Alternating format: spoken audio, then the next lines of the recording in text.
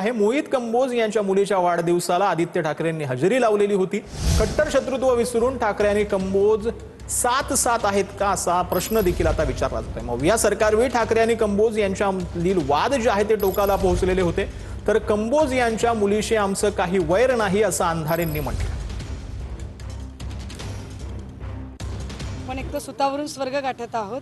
मुळात राजकारण एक वेगळी गोष्ट आहे आणि सुखदुःख एक वेगळी गोष्ट आहे। कंबोजच्या पोरीशी आमचं काही वैर असायचं काही कारण नाही आहे, हा एक भाग आहे। आणि मला वाटतं की जगात इतके सगळ्या उलथापालथी मोठ्या होत आहेत, त्याच्यावरचे प्रश्न सोडून आपण या प्रश्नावर का अडताय कळत नाहीये। एक लक्षात घ्या, कंबोजला आम्ही आधी विरोध केलाय ना आत्ताही विरोध करू आणि याच्या पुढे सुद्धा विरोध करत राहू। आमचे नेतृत्व, आमचे कुटुंबीय यांचे संस्कार आमच्यावर फार चांगले आहेत। त्यामुळे मी कालही म्हटलं होतं की युद्धशास्त्राचे काही नियम असतात, युद्धशास्त्रामध्ये कुटुंबियांना कधी मध्ये आणायचं नसतं। इकडे आता पर्याय राहिलेला नाही, सगळंच भांडवल संपलेलं आहे, दुकानामध्ये माल संपलेला आहे आणि भारतीय जनता पक्ष आणि आदरणीय देवेंद्र फडणवीस साहेबांशिवाय दुसरा पर्यायच राहिलेला नाही।